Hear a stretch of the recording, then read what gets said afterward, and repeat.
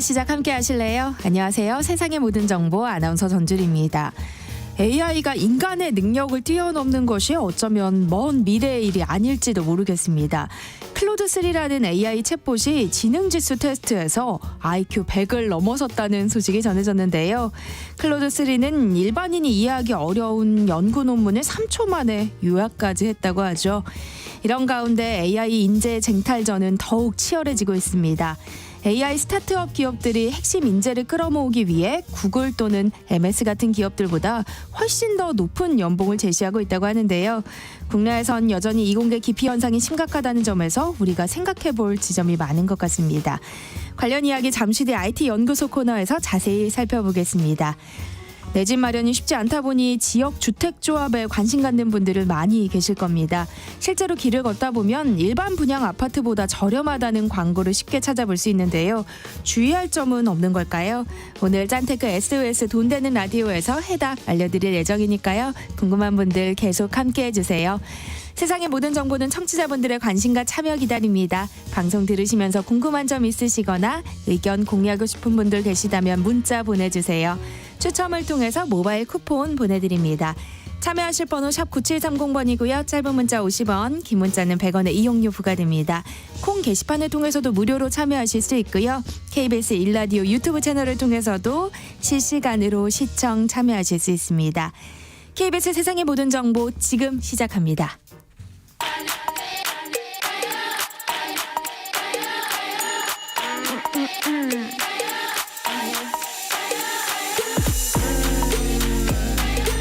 혹시 뉴스 빠뜨리셨나요? 한낮에 전해진 소식들 꼼꼼히 정리해드리겠습니다.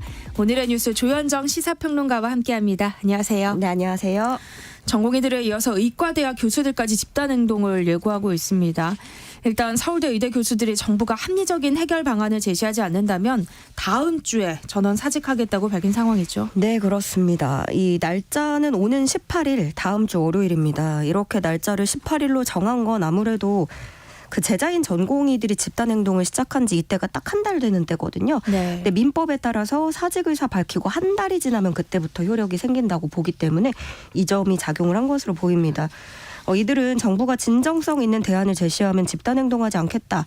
단서를 이렇게 달았는데 그렇지만 또 제시한 구체적 대안은 아직은 없어요. 그래서 대화를 시작해도 이견차는 상당할 것으로 보이고 또 물론 이 교수분들은 지금까지 좀 추이를 지켜봤잖아요. 네. 곧바로 집단행동에 나서지 않았고 그러다가 이제 물러설 수 없다. 좀 이렇게 판단을 했기도 했겠지만 일단 국가의 필수 의료를 책임져야 마땅한 국립대병원 교수들이 환자를 외면하려 한다라는 지적도 또 피할 수는 없어 보이고요. 이렇게 서울의대 교수들 필두로 전국적으로 교수들의 대응 방안 논의 본격화하고 있습니다. 제일 먼저 일전에 총회를 먼저 열었던 전국의대교수협의회와 가톨릭대 의대 교수들도 오는 14일에 또 회의를 열고요. 성균관에는 오늘 회의를 열어서 대응 방안을 논의합니다. 부산대 교수진들도 호소문을 냈고 의대생에 대한 유급조처나 또 전공의의 사법 절차가 내려질 경우에는 다 같이 사직하겠다 예고한 상태입니다. 네. 정부는 우려를 표명했죠. 네, 박민수 복지부 차관은 이 환자 생명과 건강을 위협할 수 있다는 점에서 유감을 표명했는데요. 교수님들은 정부와 함께 전공의들이 환자 곁으로 돌아오도록 지혜를 모아야 한다. 또 다른 집단 사직을 만들어서 환자를 위태롭게 하는 건 국민이 납득하기 어려울 것이고 어떤 경우에도 생명을 지키는 의사로서의 소명을 저버리지 않겠다는 교수 사회의 살아있는 양심을 믿는다. 사직 의사를 철회해달라 이렇게 당부했습니다.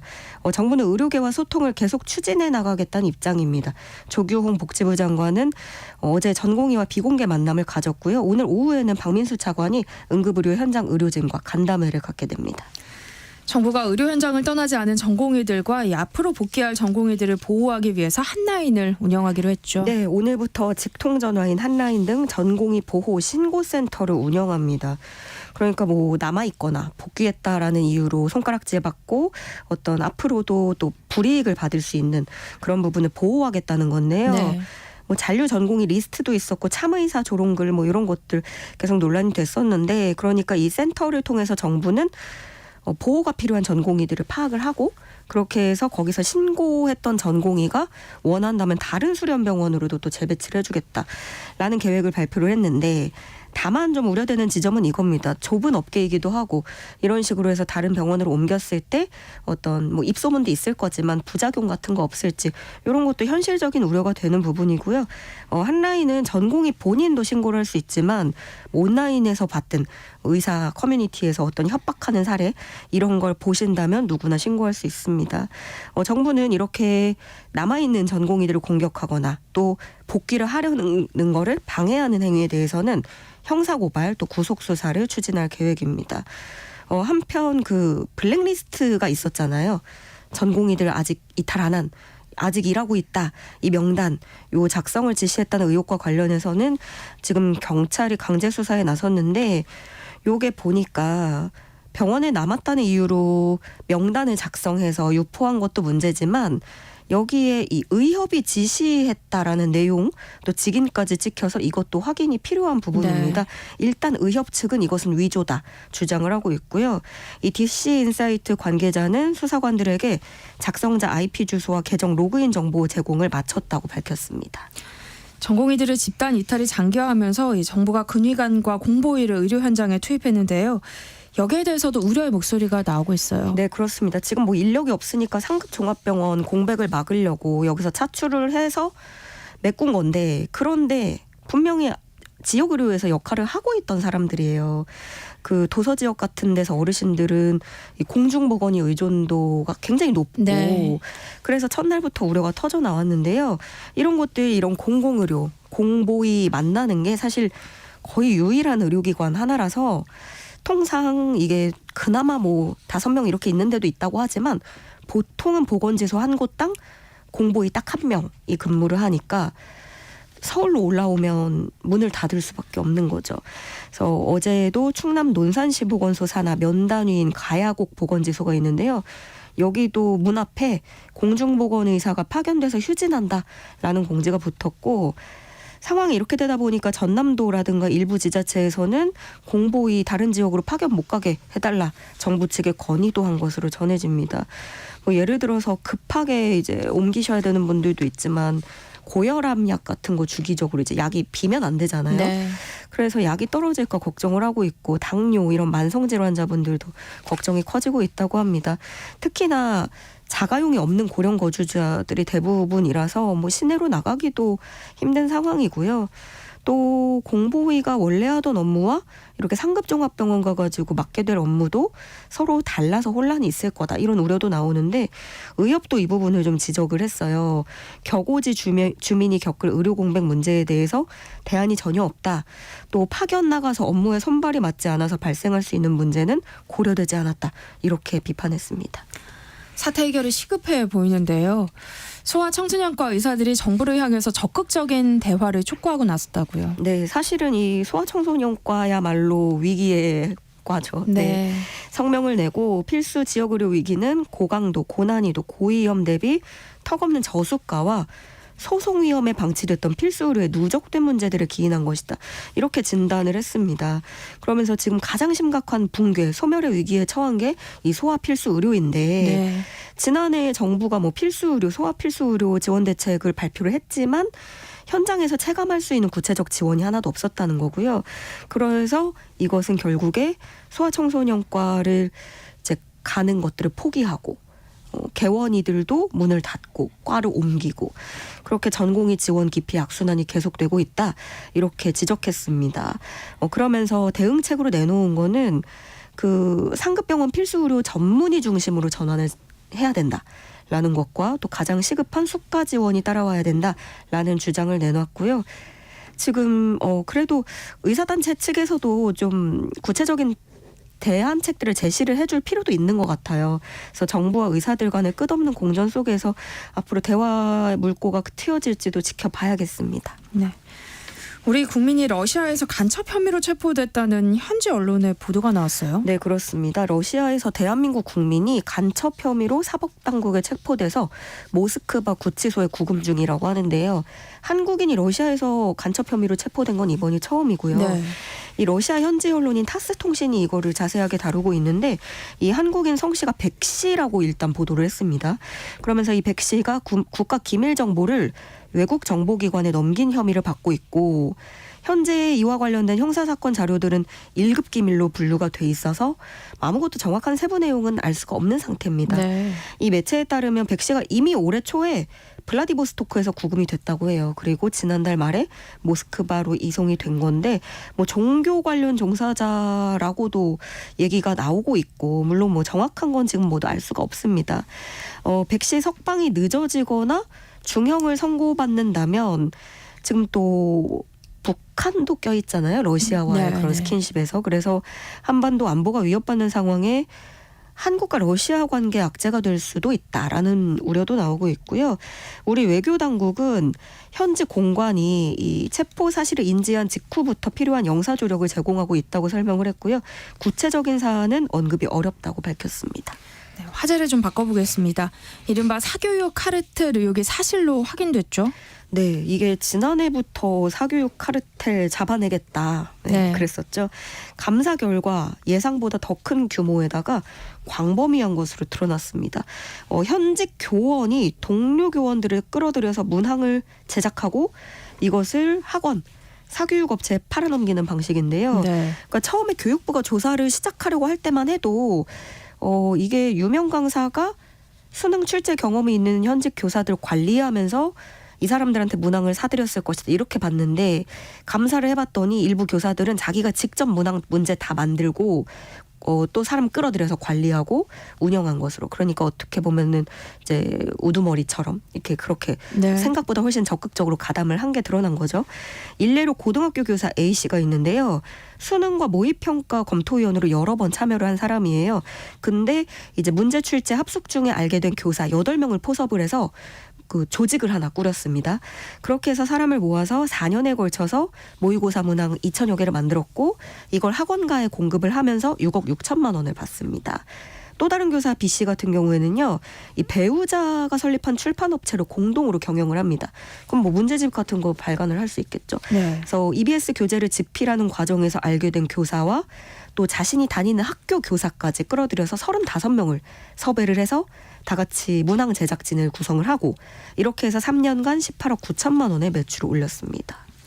네, 뭐 일부라고는 하지만 현직 교사들이 사교육업체에 뒷돈을 받고 문제를 팔아넘긴 거잖아요. 네, 이렇게 되면 수능 시험에 대한 신뢰마저 흔들리지 않을까요? 맞죠. 이제 과거에 봤던 문제들 중에서도 어떤 것들이 있을까 네. 이런 걱정들도 많이 하시는데 일단 이 연루자들 56명을 청탁금지법 위반 업무방해 배임수증제 혐의로 경찰에 수사 요청을 했는데 이 중에 56명 중에 현직 교원이 27명이나 된다는 거예요.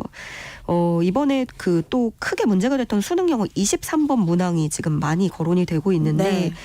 이게 왜 문제였냐면 출간하기도 전인 EBS 교재 지문이 수능에 그대로 출제가 됐던 거예요.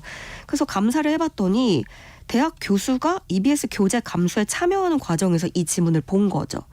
그래서 이거를 그 다음에 수능 영어에서 출제위원으로 활동을 하면서 이 지문을 무단으로 사용을 합니다. 결과적으로는 실제 수능에 나오게 된 거고요. 네. 근데 여기서 그치지 않고 이걸 또 다른 강사가 친분을 통해서 이 문항을 받아서 모의고사 교재로 발간을 해요. 그러니까 결국에 이 카르텔들이 어떤 적중 문제집을 또 만들어내게 된 거죠. 근데 이렇게 되기까지 아무도 몰랐던 겁니다. 그러니까 왜냐하면 이게 기존 교재, 기존 모의고사 뭐 출제 문제랑 중복이 되는지 좀 검증이 됐어야 됐는데 네. 이게 안 된 겁니다. 평가원이 사설 모의고사에 나온 문제를 걸러내지 못했고 또 23번과 관련해서 이건 문제가 이미 보도도 많이 됐기 때문에 이의 신청이 다수 접수가 됐었어요. 그런데 평가원은 이의 심사를 안 했고 우연의 일치일 뿐이다 이렇게 해명만 했었거든요. 네. 그러다 보니까 뭐 교육 당국도 당혹스러운 모습입니다. 일단 이제 이렇게 열어보기까지 예상을 못했던 거예요. 그래서 이게 얼마나 어디까지 횡행해 있는지도 좀 감을 잡기 어려운 상황이고 또 더 나아가서는 교육 당국이 이런 관행을 뻔히 알고서도 수수방관했다라는 지적까지 나오고 있습니다. 하나제 교양 파트너 지금 여러분께서는 세상의 모든 정보와 함께하고 계십니다. 다음 뉴스 살펴보겠습니다. 윤석열 대통령이 어제 강원도에서 민생 토론회를 열고 산림 개발을 적극 추진하겠다고 밝혔어요. 네, 이번에는 강원도로 가서 강원의 주력 산업을 디지털 바이오 기반 첨단 산업으로 재편하겠다고 밝혔습니다.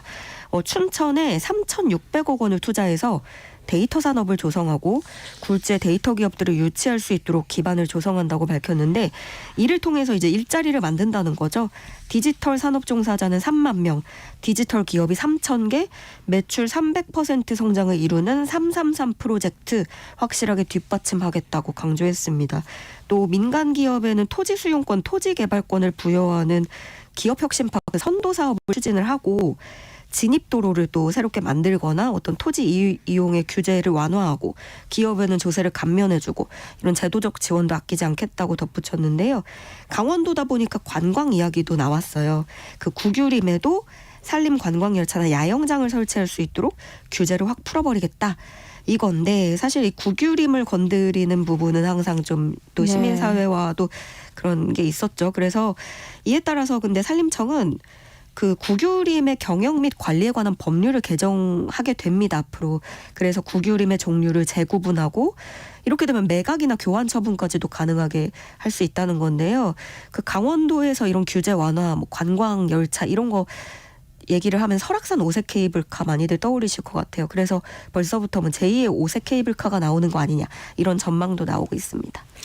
네, 일본은 또 논란이 될 만한 이야기가 나왔다고요. 네, 이 윤석열 대통령이 보건의료 데이터라든가 이런 개인정보에 대해서 이야기를 한 건데요. 개인 동의 없이는 못 쓴다 이러면 언제 개인 동의 받아가면 이 정보를 활용하겠느냐. 이게 다 데이터가 돈이다.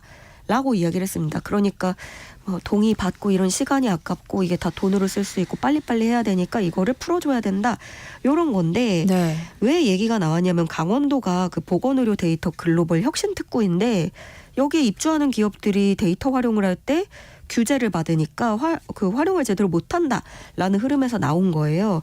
근데 물론 뭐 이 내용에 대한 해석도 엇갈리겠죠. 그런데 일단 대통령의 과거 발언과도 배치된다라는 지적이 나오고 있는데요.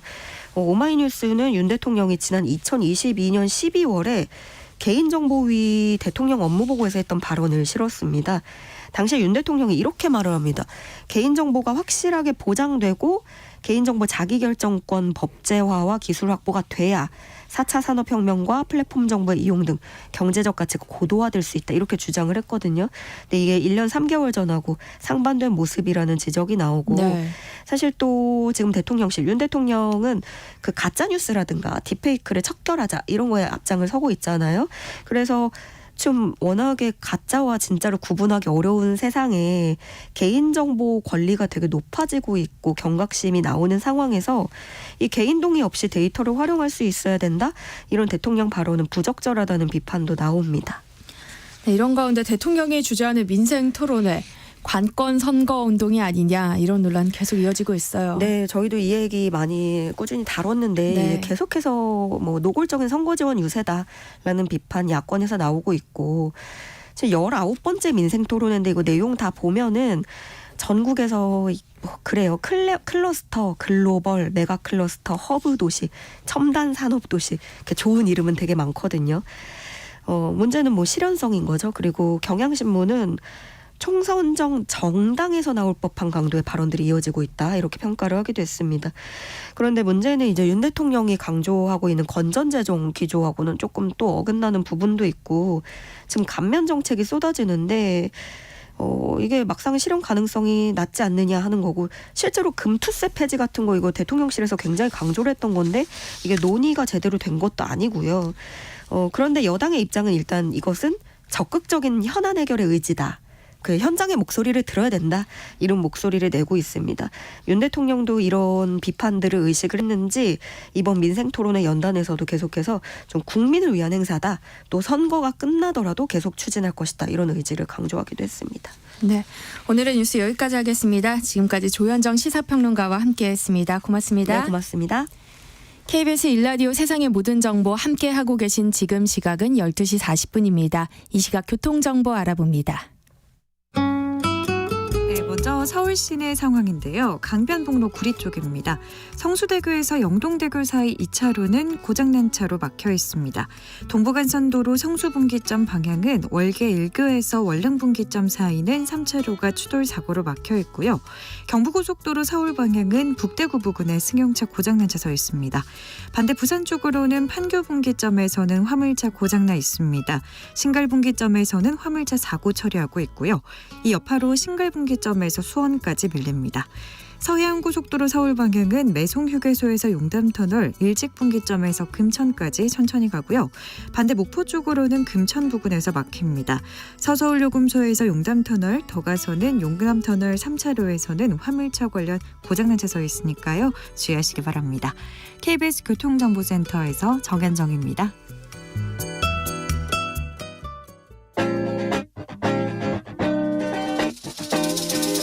세상의 모든 정보를 당신의 귓가로 특급 배송해드립니다. 세상의 모든 정보.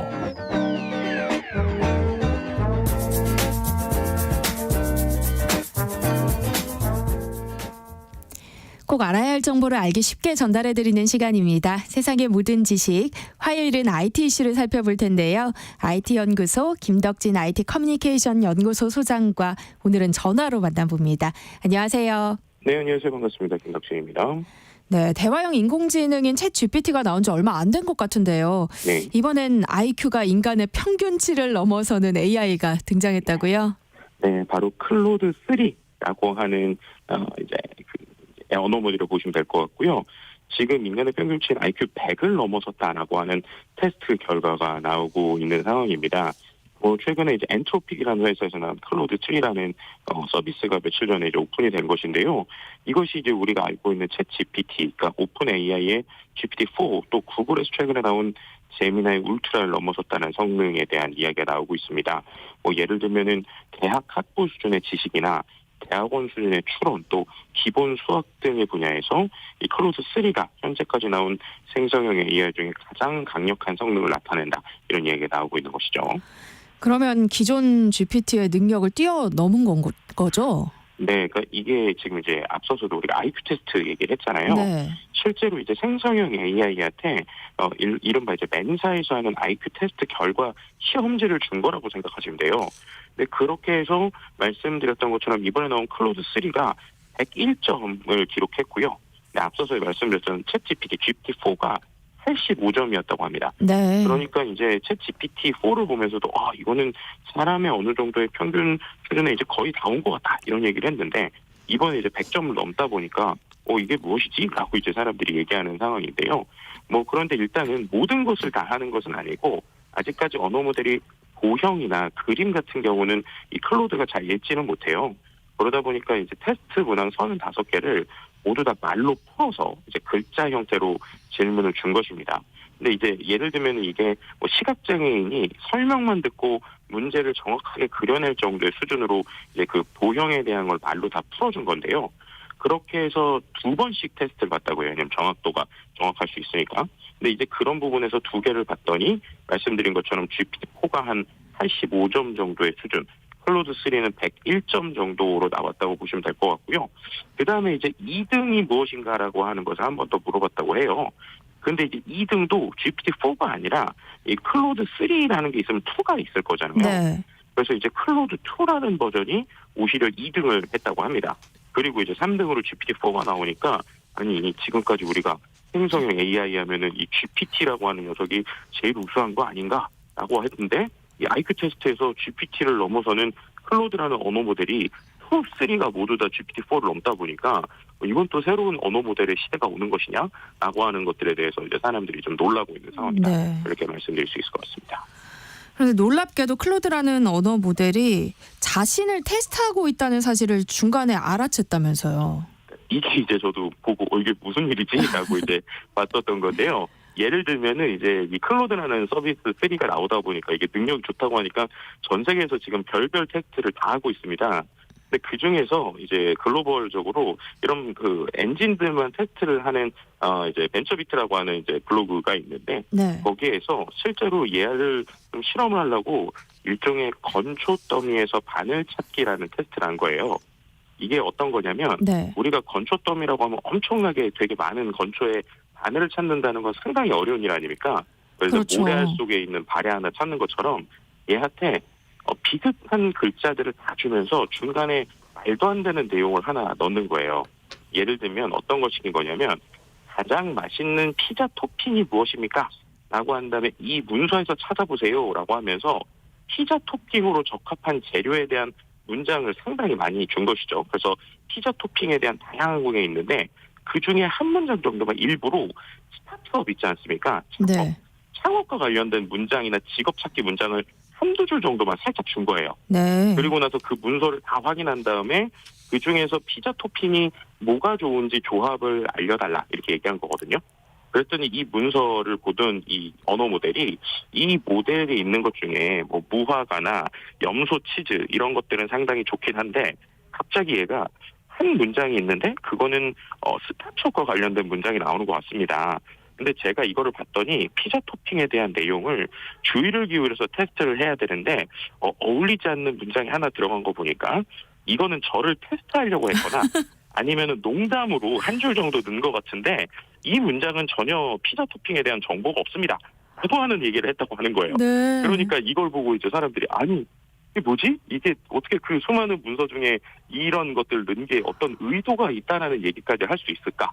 라는 것을 보면서 이제 상당히 좀 놀라고 있는 상황이다. 이렇게 말씀드릴 수 있을 것 같습니다. 좀 대단하기도 하고 무섭기도 하고 그래요. 근데 네. 클로드라는 언어 모델은 누가 만든 거예요? 이게 이제 그 구글의 모회사인 알파벳과 아마존이 투자해서 2020년에 만들어진 회사인데요. 실은 이 회사를 창립한 게 아모데이 남매라는 그러니까 남매가 만든 회사입니다. 근데 이 남매가 좀 천재적인 남매예요. 왜냐하면 원래 이 두 명 모두가 이 챗 GPT를 만든 오픈 AI 있지 않습니까? 네. 이 오픈 AI의 창립 멤버들이었습니다. 네. 그런데 이제 챗 GPT라는 게 너무 이제 상업적으로만 너무 나간다. 그리고 이제 그 안에서 안전적인 것들을 좀 찾지 않는다는 좀 불만이 있었다고 해요. 그래서 조금 더 안전한 언어 모델을 만들겠다라고 해서 나와서 새로 만든 게 클로드라는 모델이고요. 1, 2, 3까지 와서 이제 3까지 왔다고 보시면 좋을 것 같습니다. 엔비디아나 우리나라의 SK텔레콤이나 LG테크놀벤처스도 약간씩 투자를 했고요.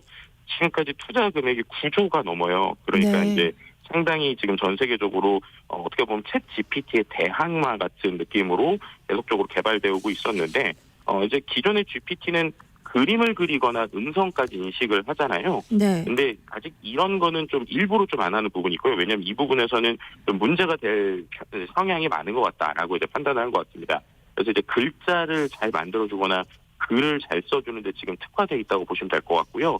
지금 나오는 이야기로는 한 2달 안에 이제 데이터, 그러니까 우리가 빅데이터 분석이라고 하잖아요. 빅데이터 분석도 이제 우리가 사람들이 데이터 분석까지 하는데 이 부분도 이제 클로드에서 이제 어떻게 보면은 데이터 분석가처럼 다양한 말을 활용하면서 분석을 하는 기능을 낼 것이다. 라는 이야기가 나오고 있어서 지금 상당히 주목받고 있다. 이렇게 말씀드릴 수 있을 것 같습니다. 혹시 김덕진 소장님도 써보셨어요? 네. 저 역시도 이게 너무 궁금해서 써봤는데 네. 제가 좀 놀란 거는요. 한국어의 장벽이 깨진 것 같다라는 생각이 들었어요. 이게 무슨 말이냐면 네. 기존에 챗GPT 써보신 분은 알겠지만 네. 얘한테 영어로 질문을 하면 답변을 더 잘하고 한국어로 하면 약간 어설프거든요. 챗GPT 같은 네네. 경우는. 근데 그게 왜 그러냐면 전 세계에 있는 데이터를 이 언어 모델 중에 챗GPT 같은 애들은 영어 데이터의 뇌가 따로 있고 쉽게 말하면 네. 한국어 데이터의 뇌가 따로 있고 일본어 데이터의 뇌가 따로 있다고 생각하시면 됩니다. 그럼 전 세계적으로 인터넷에 영어로 쓰여진 데이터가 훨씬 많잖아요. 네. 그러다 보니까 얘가 영어로 된 거에 답변을 더 잘하고 한국어 같은 경우에는 상대적으로 비율이 몇 퍼센트 되지가 않거든요. 네. 그러다 보니까 좀 답변이 약한 부분이 있습니다. 그래서 오히려 이제 반대로 우리나라의 네이버에서 나온 AI 모델 같은 경우는 네이버 데이터를 중심으로 하니까 한국어를 훨씬 잘한다 이런 식으로 얘기를 하고 있었거든요. 네.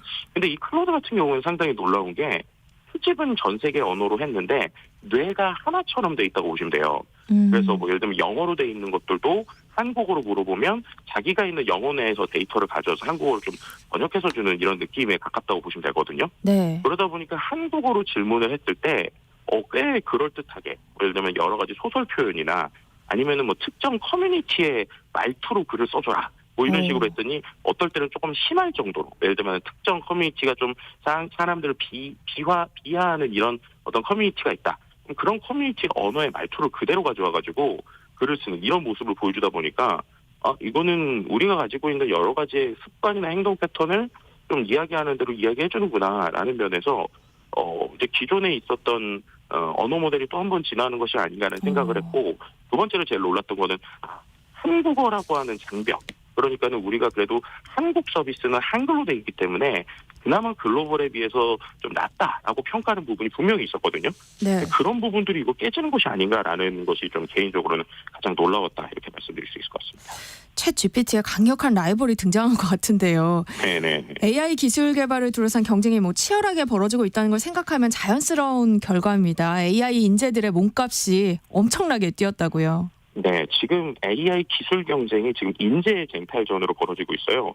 앞서 말씀드린 이 클로드 역시도 챗 GPT를 만들던 창업자들이 나와서 만든 거잖아요. 네. 그러다 보니까 이런 AI를 할 수 있는 사람들은 기존에 있었던 학습과는 좀 다른 형태로 예를 들면 컴퓨터나 로봇 공학, 자연어 처리, 심지어 생물학이나 신경과학 분야에서도 AI와 함께하는 인재들이 좀 있습니다. 네. 그러다 보니까 기본적으로 좀 숙련된 석박사급 개발자들이 필요하거든요. 네. 당연히 지금 바로 만들어질 수 있는 인재들이 아니잖아요.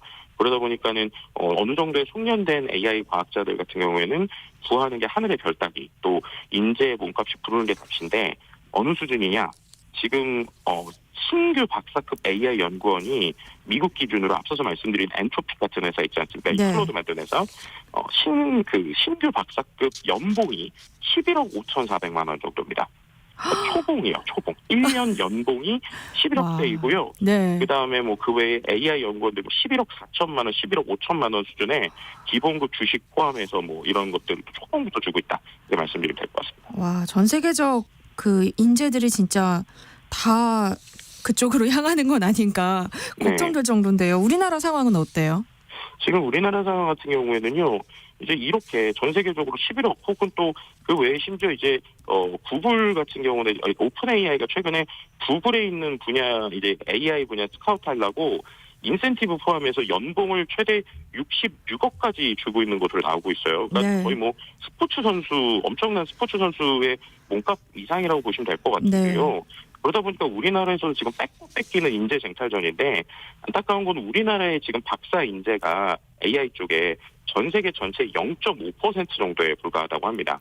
그러니까 그렇게 적은 한국의 인재들인데 이 네. 인재들을 지키기도 어렵고 또 이제 여러 가지 이유들로 인해서 해외에서 훨씬 더 좋은 오퍼들을 주고 있는 상황이거든요. 네. 그러니까 그 부분에 있어서 좀 이게 인재의 양적 인수나 질적 인수에서 우리가 뒤처지는 것이 아닌가라고 하는 불안감들도 나오고 있고 그나마 있는 국내 인재들도 기업끼리의 뺏기는 쟁탈전이 좀 벌어지고 있다.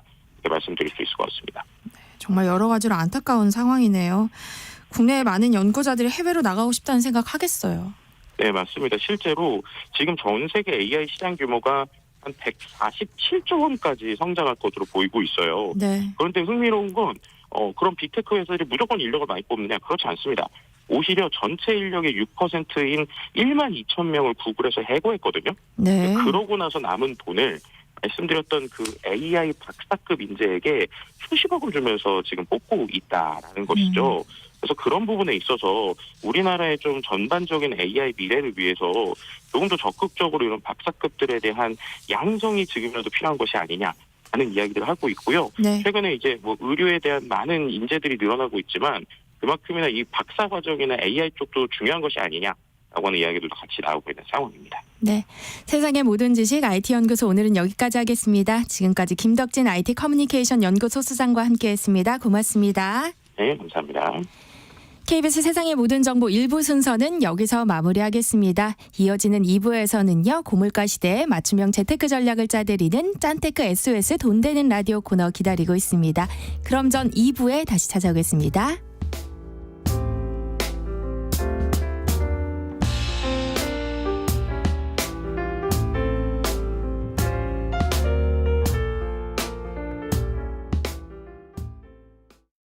안녕하세요. 보건복지부 장관 조경입니다.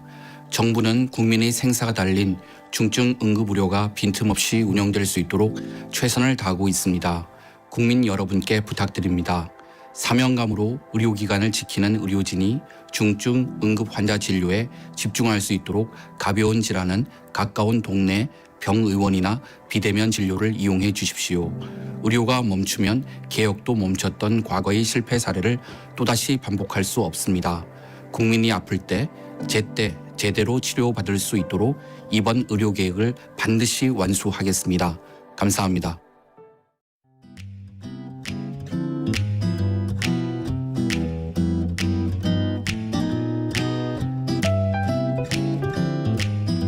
안녕하세요. 바른말 고운말입니다.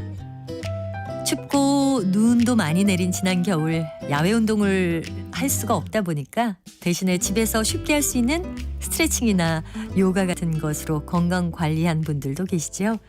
이렇게 건강을 지키는 방법은 각자 다 다릅니다. 근육통이나 요통 또는 소화불량 같은 것으로 몸이 불편할 때 컵처럼 생긴 기구를 이용해서 살을 위로 집어 올리는 방법이 있습니다. 이것을 가리켜서 부황과 부항이라는 두 가지 표현을 모두 사용하고 있는데요. 이 중에서 맞는 것은 어느 것일까요? 의외로 부황으로 알고 계신 분들이 많지만 두 번째 음절의 모음으로 R을 쓰는 부항이 맞습니다.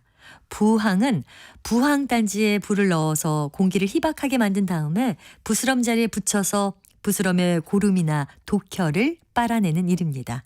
보통 부항을 뜨다라고 표현하는데요. 이것을 붙을 붙자에 항아리 항자를 쓴다고 생각하면 쉽게 연상하실 수 있을 것 같습니다. 반면에 부황은 오래 굶주려서 살가죽이 들떠서 붓고 누렇게 되는 병을 가리킵니다. 대개 건강이 안 좋아 보일 때 우리는 얼굴이 누렇게 떴다라는 표현을 하죠. 부황은 뜰 부자에 누를 황자를 써서 바로 이런 상태를 가리킨다고 할 수 있습니다. 앞으로 부항과 부황을 정확하게 구별해서 사용할 수 있으면 좋겠습니다. 바른말 고운말 아나운서 변희영이었습니다.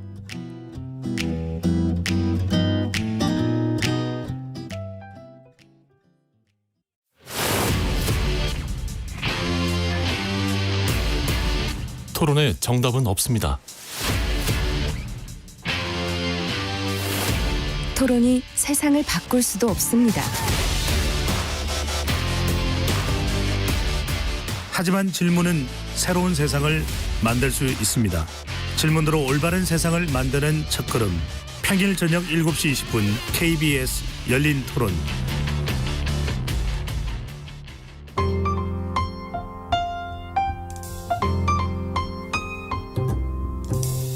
어떤 하루 보내고 계신가요? 눈코 뜰 새 없이 바쁘게 지나가는 한 주. 월요일부터 금요일, 매일 밤 10시부터 12시까지는 오롯이 당신만을 위한 시간입니다. 당신을 위한 지식 쉼터. 오늘 밤 일라디오.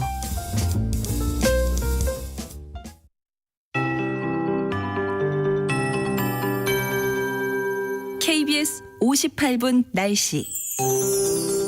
오늘은 저녁까지 곳곳에 약한 비가 오락가락하거나 빗방울이 떨어지겠습니다. 예상 강수량은 중부지방과 전라도는 5mm 안팎, 경상도와 제주도는 5에서 20mm 정도가 되겠고요. 대기가 불안정해서 일부 지역에는 천둥 번개가 치고 돌풍이 불겠습니다. 또 일부 전북 내륙과 경상도, 제주도 산지에는 쌀아구박이 떨어지는 곳도 있겠습니다. 기온이 낮은 강원 산지와 제주도 산지에는 최고 5cm, 강원 내륙과 경북 북동 산지에는 1cm 안팎의 눈이 오는 곳도 있겠습니다. 대부분의 해안 지역에는 내일 오전까지 바람이 강하게 불겠고요. 특히 전남 서해안과 제주도에서는 강풍을 주의하셔야겠습니다. 이번 비는 추위를 몰고 오지는 않겠습니다. 오늘 낮 기온은 서울, 광주 11도, 강릉 6도, 대전 10도, 부산 14도 등으로 어제와 비슷하거나 조금 낮겠고요. 내일 아침 기온은 서울과 대구 2도, 세종 영하 1도 등으로 오늘보다 조금 떨어져 춥겠지만 낮 기온은 오늘보다 오르겠고 기온은 계속 오름세를 보이면서 내일부터 주말까지는 전국이 대체로 맑은 가운데 평년과 비슷하거나 조금 더 높은 기온이 예상됩니다. 현재 서울의 기온은 7.8도입니다. 송소진입니다.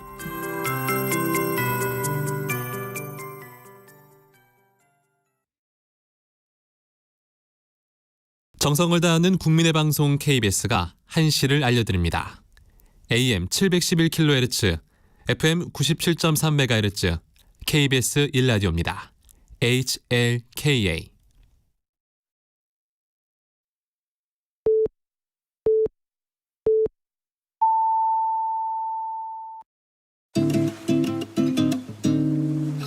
나른한 오후를 책임질 영양 만점 지식 비타민.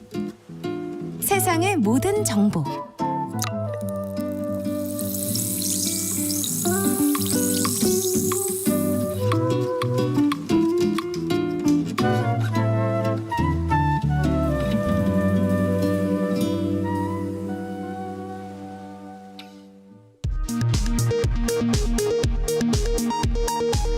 이 시각 라디오 정보센터 뉴스입니다. 국민의힘은 더불어민주당 위성정당 비례대표 1번 후보의 반미 종북 논란을 두고 공세를 이어가고 있습니다. 5.18 민주화운동과 관련해 과거 부적절한 발언 논란이 불거진 도태우 변호사의 공천 문제에 대해선 공관위에서 논의가 진행 중입니다. 더불어민주당은 이재명 대표와 이해찬 전 대표, 김부겸 전 국무총리가 이끄는 3인체제 선거대책위원회를 출범시켰습니다. 공수처 수사를 받던 중 호주 대사로 내정된 이종섭 전 국방장관의 출국과 관련해선 특검 법안을 제출하며 비판 수위를 높였습니다. 조국혁신당 조국 대표는 22대 국회 개원 즉시 정치검찰의 고발사주 의혹 등의 규명을 위한 이른바 한동훈 특검법을 발의하겠다고 밝혔습니다. 녹색정의당 김준우 상임대표는 총선 비례대표 출마를 선언했습니다. 송희영 전 조선일보 주필이 호화 외유를 제공받고 대우조선해양에 유리한 컬럼을 써준 것은 부정한 청탁이라는 대법원 판단이 나왔습니다. 대법원은 전부 무죄라는 2심 판결 일부를 유죄 취지로 파기환송했습니다. 지금까지 라디오 정보센터 뉴스 정한나였습니다.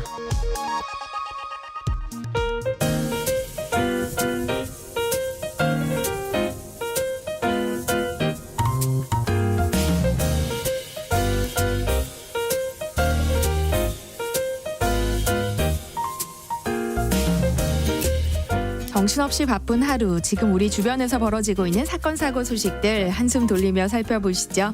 하프타임 뉴스 박지원 뉴스캐스터와 함께합니다. 어서 오세요. 안녕하세요.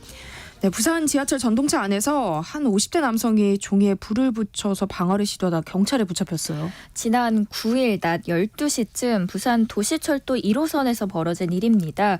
지하철 좌석에 앉은 남성은 고개를 들어 주변을 살핍니다. 허리를 숙이면서 라이터로 종이에 불을 붙이더니 그렇게 좌석 밑으로 불붙은 종이를 던져 넣습니다. 이 모습을 지켜보는 승객들은 가까이 다가가지 못합니다. 얼마나 무서웠을까요? 네. 이 당시 전동차에 탄 시민들은 부산대역부터 이곳 동래역까지 6분 넘게 불 안에 떨어야만 했습니다. 불붙은 종이는 불연 소재 좌석 밑에서 사그라들었고요. 불은 그냥 꺼졌지만 타는 냄새가 난다는 신고를 받고 영무원이 남성에게 다가갑니다. 그런데 이 남성은 오히려 영무원에게 손가락질까지 하면서 화를 내는 모습이 CCTV에 찍혔습니다. 그러다가 잠시 뒤 정차되어 있는 역에서 도망칩니다. 다행히 이 남성은 범행 다음 날 낮 1시쯤 붙잡혔습니다. 이 남성은 범행 사실은 인정했지만 범행 동기 등에 대해서는 횡설수설하거나 제대로 답변하지 않고 있습니다. 그리고 잡고 보니까 2년 전에도 편의점 앞에서 방화를 시도했던 적이 있었습니다. 경찰은 철도 안전법 위반 등 혐의로 구속영장을 신청했습니다.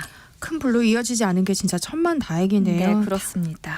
다음 뉴스 살펴보겠습니다. 지난해 12월 야간 외출 제한 명령을 어기고 집 밖으로 나갔다가 적발됐던 조두순, 재판에서 선처를 호소했어요. 네, 맞습니다. 이 조두순은 이렇게 선처를 호소했습니다. 아내와 다투고 순간적으로 화가 나 집을 나갔다며 앞으로는 집에서 한 발짝도 나가지 않겠다. 하지만 검찰은 야간 외출 제한 명령을 어기고 거주지를 무단 이탈한 혐의로 징역 1년을 구형했습니다. 조두수는 전자장치 부착법에 따라서 2027년 12월까지 오후 9시부터 다음날 오전 6시까지 외출이 금지된 상태입니다. 그런데 작년 12월에 한 40분가량 외출한 혐의로 재판에 넘겨졌는데요. 당시 조두수는 주거지 건물 1층 공동 현관문으로부터 6에서 7m 거리에 있는 방범 초소로 걸어와서 당시에 근무 중이던 경찰관 2명에게 나는 아내와 다퉜다라고 하면서 말을 걸었습니다. 조두순의 야간 무단 외출 혐의 재판의 선고 공판은 오는 20일 열릴 예정입니다. 다시 재판에 넘겨진 조두순이 과거 자신의 범죄 행위를 부정하는 듯한 말을 해서 논란이 되고 있다고요. 당시 출석한 모습을 보시면 이제 마스크 없이 턱수염을 기른 채 출석을 했는데요. 일단 법원의 모습을 드러낸 조두순은 8살짜리 계집아이 붙들고 그 짓거리하는 사람 그게 사람이냐라고 하면서 과거 자신의 범죄 행위를 망각한 듯 횡설수설 공분을 일으키는 모습을 보였습니다. 뿐만 아니라 재판을 마치고 법원을 나서는 길에도 기자들이 묻는 질문에도 비슷한 모습을 보였는데요. 외출 제한 명령을 어긴 혐의를 인정하느냐라고 한 기자가 묻자 조두순은 아줌마 같으면 나는 항의하고 싶은 게 그거다.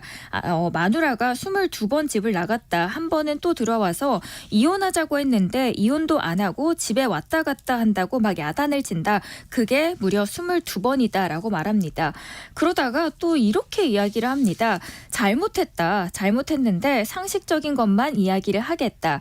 8살짜리 계집아이 붙들고 그 짓거리 하는 게 사람 새끼냐 남자 새끼냐 사람이 아니라고 생각한다라고 이야기를 합니다. 그러더니 그건 나를 두고 하는 얘기지 않느냐. 근데 나는 사람이 아닌 것 같다. 내가 봐도 그렇다. 난 전혀 그런 사람이 아니다. 라고 하면서 앞뒤 맥락이 전혀 맞지 않는 이야기들을 늘어놨습니다. 여기에 대해서 이제 또 조두순은 주변에서 발언을 제기하자 가만히 있어봐라, 만지지 마라 하면서 발언들을 이어가는 모습들을 보여줬고요. 거기에 대해서 또 사람들은 더 공분을 일으켰습니다. 다음 뉴스입니다. 비트코인 가격이 사상 처음으로 72,000달러를 돌파하면서 연일 상승세를 보이고 있어요. 네, 12일 비트코인 오전 7시 30분 기준으로 72,611달러에 거래되고 있었는데요. 전날 대비 5.49% 오른 가격입니다. 9일 사상 처음으로 7만 달러를 넘어선 비트코인 연일 고점을 높이고 있습니다. 1억 넘는다라는 말이 이제는 장난이 아닌 현실이 됐고요. 네. 정말 국내 가격 1억 원을 넘어섰습니다. 이날 새벽에는 1억 194만 원까지 오르면서 신고가를 터치했습니다. 가상자산은 국내 거래소에서 프리미엄이 붙어서 해외 거래소보다도 높은 가격에 거래가 됩니다. 비트코인 공급량 감소가 예정이 되자 가격이 거침없이 오르고 있는데요. 미국에서 비트코인 현물 ETF가 승인된 이후에 최근까지 무려 100억 달러에 달하는 자금이 유입이 됐습니다. 네. 여기에다가 어젯밤입니다. 영국 금융감독청도 가상자산 기반의 상장 지수증권 거래를 허용하겠다라고 했는데요.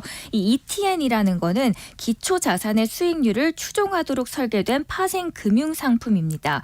또 여기에다가 런던 증권거래소도 2분기부터 비트코인과 이더리움 ETN의 상장 신청을 받겠다라고 발표를 했습니다. 그래서 앞으로 미국 ETF와 같이 대규모 자금이 더 유입될 것으로 예상이 되고 있는 상황입니다. 현재 보면은 시장 수요는 늘어나고 있지만 반감기가 다가오면서 공급은 더 줄어들 것으로 보이는데요. 반감기가 정확한 시점을 저희가 알 수는 없지만 현재 가장 유력하게 알려진 날짜는 4월 22일입니다. 참고로 과거 3번의 반감기마다 비트코인 가격은 그 이후에 더 급등하는 모습을 보였습니다. 따라서 이 비트코인 시세가 급등하면서 앞으로 가격이 4억 원에 육박할 것이라는 전망까지 나오고 있습니다. 지난해 초 비트코인이 2024년 12만 달러까지 오를 것이라고 전망을 했던 영국 대형은행 스탠다드 차테스는 비트코인이 내년 15만 달러까지도 오를 것이다라고 내다보고 있고요. 여기에다가 미국 투자은행 번스타인 또한 비트코인이 내년 15만 달러까지 더 오를 것이라고 관측을 동일하게 하고 있고 부자 아빠 가난한 아빠 저자로 유명한 로버트 기요사키도 최근 X를 통해서 비트코인이 올해 30만 달러를 돌파할 것이라고 하면서 통해서 늦기 전에 비트코인 투자를 시작해야 한다. 단 $500라도 사둬야 한다라고 말을 전했습니다. 다만 비트코인 가격이 단기 급등한 만큼 앞으로 조정이 뒤따를 것이다라는 의견들도 분분합니다. JP모건은 최근 보고서에서 비트코인은 4월 이후에 $42,000로 내려갈 수도 있다라는 전망이 나오고 있는 만큼 각각의 전망들을 참고하시면 좋을 것 같습니다. 네.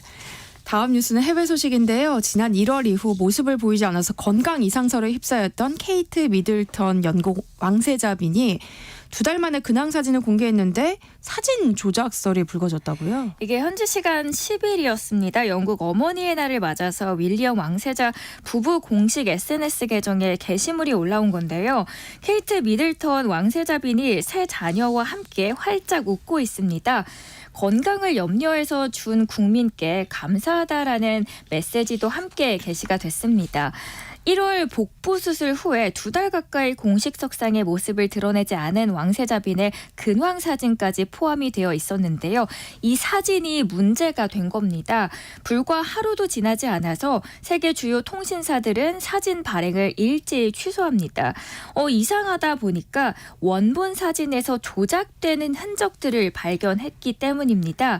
AFP 사진 담당 부국장은 케이트 미들턴 왕세자빈의 얼굴 주변 어린 공주의 치마와 손을 확대하다 보면은 사실적이지 않은 디지털적인데 수정된 흔적들이 분명하게 나타난다라고 이야기합니다. 영국 왕실은 이 사진이 윌리엄 왕세자가 지난주 초 촬영한 거라고 주장을 하고 있지만 오히려 이게 역풍을 맞고 있다고 하는데요. 논란이 일자 윌리엄 왕세자 부부 공식 SNS에서는 왕세자빈 명의로 많은 아마추어 사진가처럼 자신도 때때로 편집을 시도한다라고 하면서 가족 사진이 일으킨 혼란에 대해서 사과한다라는 글이 올라왔습니다. 앞서서 영국 왕실은 왕세자빈이 수술 후에 회복 중이라고 하면서 구체적인 병명에 대해서는 밝히지 않았습니다. 네. 어제 미국에서 제96회 아카데미 시상식이 열렸다는 소식 저희도 전해드렸는데요. 어제 시상식에서 인종차별 논란이 불거졌다고요. 네, 최다 부분 수상작인 오펜하이머에 출연한 로버트 다우니 주니어의 나무조연상 수상 장면이었습니다. 영상을 보시면 지난해 수상자 키오이 콴이 이름을 호명하자 로버트 다우니 주니어가 단상으로 올라갑니다. 시상자로 나선 베트남 출신 배우 키오이 콴을 그냥 지나치는 것처럼 보이고요. 그리고 시상자와 포옹하고는 하는데 눈조차 마주치지 않습니다. 한 차례 더 키오이 콴이 다가가려 하지만 결국 종이를 접어버립니다. 네. 그런데 공교롭게 여우주연상에서도 비슷한 일이 일어난 겁니다. 가여운 것들로 여우주연상을 탄 엠마 스톤입니다. 엠마 스톤이 양자경에게 상을 건네받으려고 하는데 옆에 있던 제니퍼 로렌스가 상을 줍니다. 그리고 뒤에서 로렌스의 옷자락을 끌어당기며 말리는 모습들이 포착됩니다. 지난해 에브리띵 에브리웨어 올 앳 원스로 상을 받은 두 사람은 각각 베트남과 말레이시아 출신입니다. 그러면서 이게 의식한 것이 아니더라도 일상 속에서 일어나는 먼지 차별은 아닌지 의심스럽다라는 반응입니다. 이 전형적인 마이크로 어그레션, 일상에서 벌어지는 미묘한 차별이라는 지적인데요. 물리적, 언어적 폭력은 아니지만 배제나 무시처럼 그냥 일상에서 이뤄지는 은밀한 차별 행위다라는 의미입니다. 반면 일각에서는 옹호하는 의견들도 물론 있습니다. 배우들이 수상 직후 경황이 없어서 친분이 있는 이들에게 먼저 인사를 한 것이고 무대 뒤에서는 제대로 인사를 했다라고 하고요. 그러면서 실제로 무대 뒤에서 다정한 포즈로 사진을 찍은 다우니 주니어와 키오이 콴의 모습이 공개되기도 했습니다. 실제로 양자경 씨도 논란을 의식한 듯 인스타그램을 통해서 해명하기도 했는데요. 스톤과 포옹하는 모습 그리고 로렌스와 함께 스톤에게 트로피를 넘겨주는 모습들이 게재됐습니다. 네. 최근 고속도로 한가운데서 대형견 2마리가 발견돼서 구조되는 영상 저도 봤었는데요. 이 구조된 개들이 유기된 게 아니라 가출한 상태였다고요. 맞습니다. 11일에 서해안 고속도로에서 구조된 3살 그리고 5살 암컷 사모예드 2마리가 이날 오전 주인에게 인계됐습니다. 당초 우려를 샀던 것과 달리 유기된 게 아니라 가출한 상태였다는 건데요. 며칠 전이죠. 사모예드 2마리는 충남 당진 서해안 고속도로 1차로에 서 있다가 이 이곳을 지나던 시민 김강원 씨에 의해서 구조가 됐습니다. 다행히 추돌 사고가 발생하진 않았지만 차량들이 속도를 줄이고 차선을 바꾸면서 도로가 한동안 정체가 됐었는데요. 김 씨는 강아지들을 차에 태워서 가까운 서산 휴게소로 이동한 뒤에 경찰과 동물구조대에 인계했고 구조 당시 영상을 SNS에 올리면서 시민들의 관심을 촉구했습니다. 다행히 이 영상이 크게 화제가 되면서 당진시 동물보호소장이 주인이 강아지들을 찾던 중 기사를 보고 우리 보호소에서 보호 중인 걸 알게 됐고 찾아오면서 오전 9시부터 사실 우리 보호소가 문을 여는데 애가 타셨는지 그 이전부터 와서 문을 열 때까지 기다렸다가 강아지들을 데리고 갔다라고 전해줬습니다. 알고 보니까 한 4년 전에 입양을 해서 가정집 안에서 키우다가 최근 마당 생활을 하기 시작했는데 잠금 장치를 제대로 안 해서 밖으로 나갔던 겁니다. 강아지들이 주인을 찾았다는 소식이 전해진 뒤에 김 씨는 SNS에 추가 글을 올렸고요. 많은 분들의 관심과 노력으로 두 아이들이 원래 주인의 품으로 돌아갔다라고 하면서 주인에게 버려진 게 아니라 사실 버려진 게 아니라는 사실 너무 기쁘다라고 했습니다. 네. 오늘 출근길 서울에는 약한 비가 오락가락했는데요. 다른 곳 날씨는 어떤가요? 내륙의 예상 강우량은 5mm 정도로 양이 적어서 작은 우산 하나 챙기시면 되겠습니다. 다만 대기가 불안정한 영남 지방은 오후 늦게 벼락과 돌풍을 동반하는 곳이 있겠고요. 산간에는 쌀락 우박이 떨어질 가능성도 있습니다. 시설물과 농작물 관리에 신경을 그래서 더 써주셔야겠습니다. 현재 서울 등 중부지방과 호남 서해안에 비가 내리고 있고요. 오후에 접어들면서 비는 전국적으로 확대되겠습니다. 비 늦은 오후 북서쪽으로 차차 잦아들겠고 영남 지역만 저녁까지 이어지겠습니다.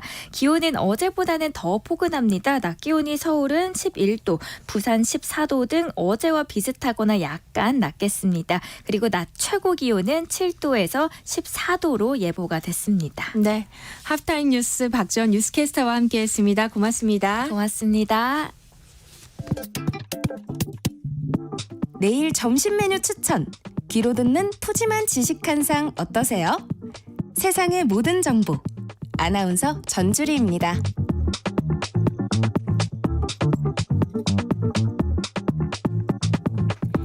허리띠를 졸라매도 벅찬 고물가 시대, 여러분 주머니 사정에 꼭 맞는 맞춤형 재테크 솔루션을 처방해 드립니다. 짠테크 SOS 돈 되는 라디오 한국경제교육원 서영로 원장님과 함께하겠습니다. 안녕하세요. 안녕하세요.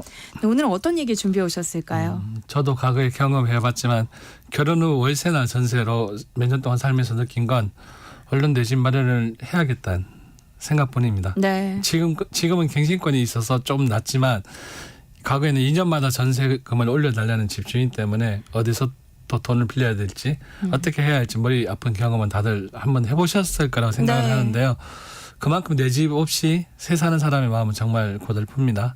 사람에 따라 다르긴 하지만 그 주인집의 눈치도 봐야 되고 그래서 뭐 집에 뭐 싱크대가 고장나도 고쳐달라는 말도 못하는 경우도 네. 있고 막 그렇잖아요.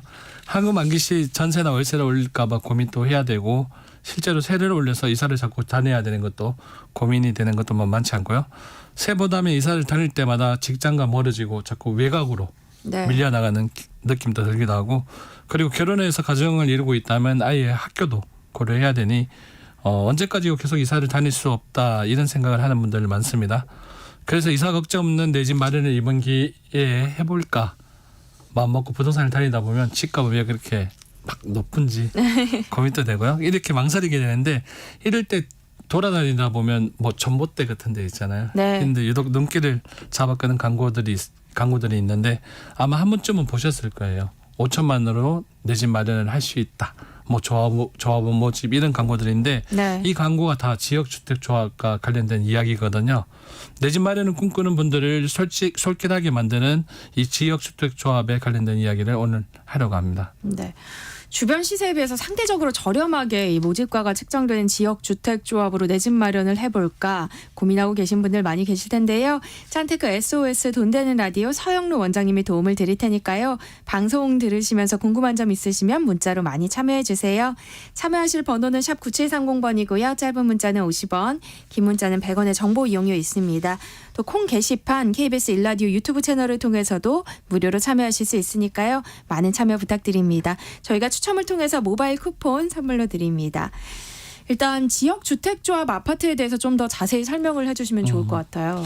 지역주택조합은 서민들이 힘을 합쳐서 이제 내 집 마련의 기회를 만들 수 있게 해주는 좋은 제도인데요. 네. 일반적인 아파트 분양은 시행사가 땅을 사고 건설회사를 통해 아파트를 짓고 그리고 이제 광고를 해서 일반인들에게 분양을 하는 시스템이지만 네. 지역주택조합 아파트는 주민들끼리 돈을 모아서 집을 짓는 일종의 공동구매라고 보면 좀 편할 것 같은데요. 네. 즉 주택 마련을 위해서 다수의 구성원에서 조합을 결성하는 것이 주택조합인데 비슷하게 들릴 수 있는 서울시의 공동정비지원 계획인 신속통합기획도 주민이 주관하고 공공이 지원하는 방식의 형태를 띠고 있는데 지역주택조합하고는 다릅니다. 이런 지역주택조합의 장점으로는 일반 아파트 분양가 대비 분양가가 좀 저렴하고요. 그리고 주택 청약 통장이 필요 없고 그리고 재개발에 비해 사업 기간이 단축될 수 있으며 일반 분양보다는 동호수 배정이 용이합니다. 일반 아파트는 시행사가 땅을 사서 아파트를 짓고 분양을 하는 거고 지역주택조합은 조합을 구성한 후에 땅을 공동으로 매입한다 이런 차이가 있는 거잖아요. 조금 불안 요소가 있어 보이긴 해요. 그렇죠. 그래서 이런 장점만 보고 지역주택조합에 가입했다고 해서 제게 찾아온 분이 계셨는데 네. 이 부부 같은 경우에도 1순위 청약통장도 필요 없고 1억 원으로 계약금과 중도금을 해결해서 서울 안에 내 집이 생긴다는 말에 네. 반신반의하다가 작년 말부터 바로 공사를 시작해서 3년 뒤에는 입주를 할 수 있다는 말에 분양권, 입주권이 다 이런 거구나 생각하고 지역주택조합에 가입하게 되었습니다. 그런데 이 지역주택조합에 가입했다고 해서 일반 아파트의 분양권 또는 입주권을 보장해 주는 것이 아닙니다.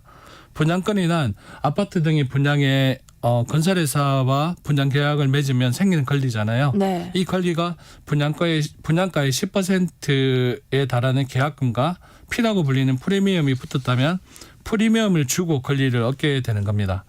입주권은 재개발 사업, 재건축 사업 또는 소규모 재건축 사업을 시행하는 정비사업조합의 조합원이 해당 조합의 기존 건물과 부속 토지를 제공하고 취득하는 권리입니다. 네. 쉽게 말해서 재건축이나 재개발 사업을 하게 되면 기존에 살고 있던 집을 부셔버리고 새로 건물을 짓기 때문에 집주인인 조합원들은 집을 잃게 되잖아요. 네. 이에 대한 보상으로 기존 주택의 집주인인 조합원에게 새 집에 입주할 수 있는 권리를 주는 건데 이 권리가 입주권입니다. 네. 사실 지역주택조합의 위험성에 대해서는 아시는 분들이 좀 있거든요. 그렇죠. 근데 보통 처음 광고하고는 다르게 사업 지체 시 추가 분담금이 발생하고 지역주택조합이다 보니 대규모 단지 구성이 어렵고 조합원의 지위를 계속 유지해야 하는 것도 부담입니다. 네. 또 집행부의 도덕적 해이 가능성도 높고 사례자 같은 경우에도 당장 공사를 시작한다고 했지만 해가 지나도 아무런 진전이 없었습니다. 네. 또한 계속 공사가 지연되다 보니 그제서야 사업 추진에 필요한 토지 사용 성락서나 조합원 가입수를 확인해 보니 애초 분양 대행사가 설명했던 것과 달랐습니다. 그러면 그때라도 탈퇴를 하면 되는 거 아닐까요? 그렇죠. 그런데 만약 조합 설립 인가 전이라면 착오, 사기, 강박에 의한 취소가 가능한데요. 지역주택조합 가입 계약도 계약이므로 민법상 취소나 무효 해제 사유가 있으면 빠져나올 수가 있습니다. 네. 요즘은 표준 계약서로 계약을 진행을 많이 하니 계약서에 가입 시로부터 몇 년 이내에 조합 설립 인가가 나지 않거나 또는 몇 년 이내에 사업 계획 승인을 받지 못한다면 가입 계약을 해제할 수 있는데요. 네.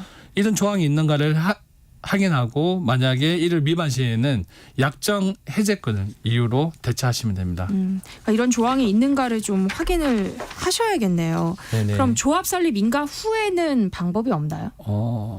조합의 정관 내용에 따라 이미 탈퇴 여부가 결정되지만 현실적으로는 불가능하다고 판단하는 게 오히려 편할 겁니다. 네. 물론 조합 표준 계약의 항목에 탈퇴, 조합원의 상실, 제명 등으로 조합원의 지위를 상실한 자에 대하여는 조합원이 납입한 재납입금에서 소정의 공동부담금을 공제한 잔액을 환급 청구일부터 30일 이내에 지급하되 총회 의결로서 공제할 공동부담금 및 환급 시기를 따로 정할 수 있다고 규정하여 위약금을 물도록 하고 있으며 조합의 탈퇴 의사를 알리고 탈퇴가 가능해지며 탈퇴한 조합원은 조합에 부담한 비용을 환급 청구가 가능은 한데 한번 지역주택조합에 가입하면 빠져나오기는 매우 힘들기 때문에 가입 계약을 할 때 신중하게 생각하고 가입해야 합니다. 네.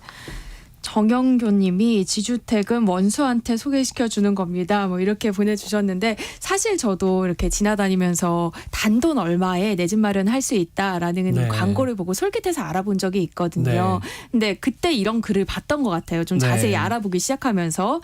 그러니까 섣불리 가입하기보다는 정말 잘 알아봐야겠다는 생각이 듭니다. 실제로 지역 주택조합 관련해서 피해를 입은 분들이 많다면서요. 네, 애석하게도 저희 본원에서도 좀 많이 상담하는 게 지역주택조합인데요. 네. 지역주택조합에 가입하기 전에 오셔가지고 진짜로 5천만 원에서 1억 원으로 주택을 살 수 있는지를 확인하셨던 분들도 있었고요. 네. 그리고 조합에 가입했다가 탈퇴가 안 되어서 저희 회사를 찾아오시는 분들도 있었고 아무리 막 끝끝내 말려도 네. 가입하셔가지고 그때서야 구제 방법을 찾으려고 오셨던 분들도 있었습니다. 네. 먼저 지역주택조합은 사업이 정상적으로 추진되었을 때에는 신축 아파트를 합리적으로 살 수 있는 좋은 제도입니다. 그런데 여기서 제 말을 자세히 들여다보면 사업이 정상적으로라는 이야기에 답이 있습니다. 네. 이런 사업이 정상적으로 진행되기 위해서는 체크해야 될 게 몇 가지가 있거든요. 네. 그걸 이제 얘기를 하자면 지역주택조합을 가입을 할 때 제일 문제가 되는 게 허위나 가장광고거든요. 네. 그래서 이런 허위나 가장광고에 속지 않도록 조합원 자격 기준과 동의율 그리고 네. 사업 추진 절차를 꼭 확인해야 합니다. 특히 조합 가입 계약서에서 발생할 수 있는 문제가 제일 많기 때문에 네. 가입 계약서를 꼼꼼히 살펴보고 그다음에 조합 탈퇴 시 분담금 환불 문제 등도 제일 많이 일으키는 문제 등이거든요. 네. 이런 부분도 잘 체크해야 합니다. 그리고 마지막으로 드리고 싶은 말은 조합 업무를 대행하는 대행사의 비리는 저희가 알 수가 없습니다. 그리고 사업 추진 기간의 불확실성 등은 계속 내정되어 있는 문제다 보니까 네. 이 점을 항상 염두에 두시고 판단하시면 될 듯합니다. 내 집 마련 정말 쉽지 않다 이런 생각이 드는데요. 그럼 원장님은 내 집 마련을 꿈꾸고 있는 분들에게 어떤 방식을 좀 제일 추천하세요? 어려운 질문인데요. 애석하게도 아파트를 싸게 사는 방법 중 가장 좋은 방법은 청약통장을 가입해서 아파트를 분양을 받는 방법이라고 네. 생각이 들고요. 이 다음 방법으로는 재개발 시행인가가 확정된 재개발 전 빌라 등을 매입해서 아파트 입주권을 받는 방법과 네. 세제 규제 때 급매로 나오는 아파트를 구입하는 방법 등이 있으며 좀 전에 말한 다른 사람이 청약 당첨된 아파트 분양권을 피를 주고 구입하는 방법 등이 있습니다. 그래도 제일 좋은 방법은 뭐니 해도 청약통장을 통해서 아파트 분양을 받는 방법인데 그러나 청약을 넣기 전에 체크해야 될 게 너무 많습니다. 네. 부양가족이나 세대 구성원의 자격 요건, 주택의 유무 소요 등 자칫 실수로 가점 항목 오류, 재당첨 제한, 자격 미달 등의 사유 등으로 청약 당첨이 되었다가 부적격 당첨이 될 수도 있습니다. 네. 또한 저층이나 원하는 동이 아니어서 계약을 포기하는 경우도 있으며 대출 규제 등으로 중도금 마련이 힘들어져서 당첨이 되고도 계약을 포기하는 경우도 있습니다. 특히 최근처럼 부동산 시장이 좋지 않았을 때 포기하는 경우가 많은데 이런 미계약분의 가장 큰 장점은 청약통장이나 가점 등이 필요 없기 때문에 네. 이를 잘 노려도 됩니다. 물론 경쟁률은 굉장히 높습니다. 거의 로또잖아요. 네. 부적격 당첨 아파트 또는 미분양 아파트를 노려보라는 말씀이신 것 같은데요. 이때 유의할 점은 없을까요? 이런 부적격 아파트를 분양받는 방법과 최근 들어서 이제 수도권 인근의 아파트들이 미분양 아파트들이 많잖아요. 이런 미분양 아파트를 분양받았을 때에는 아파트에 따라서 발코니 무료 확장 등의 이런 서비스 등이 있죠. 네. 그런데 한 가지 염두해야 될 게 미분양은 이미 수요청의 매매를 한번 받았습니다. 네. 그렇기 때문에 미분양의 원인부터 찾아야 됩니다. 그래서 보통은 주택의 가치 대비 분양가가 너무 높았던 경우가 많았는데요. 그리고 두 번째는 뭐 송전탑이라든지 이런 것들 주변의 위해 시설들이 갑자기 계획되는 경우들도 있어요. 네. 그래서 이런 부분들을 체크해야 되고 또한 현재 부동산 시장의 환경 때문에 미분양 되었는 것들도 있잖아요. 네. 이래서 이런 아파트는 향후 바뀔 수도 있기 때문에 이런 부분도 체크해 나가면 되는데 입지도 좋고 분양가 대비 주변 시세 메리트도 있지만 부동산 시장의 환경 때문에 안 좋아서 미분양이 발생된 아파트나 세대수도 많고 거리 등의 대중교통들도 좀 좋아지는 네. 가정이라면 향후 수익을 낼 수 있는 아파트라고 판단됩니다. 그런 옥석을 잘 가릴 수 있는 눈이 좀 있었으면 좋겠네요. 저도. 네, 내 집 마련의 한 방법인 지역주택조합에 대해서 서영록 원장님과 얘기 나눠보고 있는데요. 관련 고민 갖고 계신 분들 문자 보내주시면 서영록 원장님과 함께 상담해 드립니다. 그럼 여기서 노래 한 곡 듣고 오겠습니다. 마이클 잭슨의 Dangerous. 네, 노래 나가는 동안 많은 분들이 문자 보내주셨는데요. 1787님. 2018년에 지주택 아파트 계약 후에 현재 무산되어 계약금을 한 푼도 못 받고 시공사도 없어져 버렸습니다. 저희는 어디 가서 하소연해야 하나요? 돈은 절대로 못 돌려받나요? 일부라도 받고 싶은데요 하셨어요. 해석하게도 돈을 받을 수 없을 것 같은데요. 네. 그런데 이게 지역주택조합에 대한 피해가 많아서 개정법이 바뀌었지만 네. 그래도 지금 상황에서는 받을 수는 좀 없습니다. 그런데 좀 더 자세히 보려면 서울시에 지금 피해 사례집이 나와 있어서 네. 그쪽에서 한번 읽어보고 한번 상담 요청을 해봐 놓은 것도 괜찮을 것 같습니다. 2367님이 주택조합에 가입을 했다가 약속대로 진행이 되지 않아서 탈퇴 신청을 했고요. 법원에서 탈퇴 승소 판결을 받았습니다. 그러나 조합에 재산이 없다고 하네요. 조합 명의의 재산을 찾는 방법과 이미 납부한 금액 6,500만 원을 돌려받을 수 있는 방법을 좀 알려주세요 하셨어요. 정말 안타깝네요.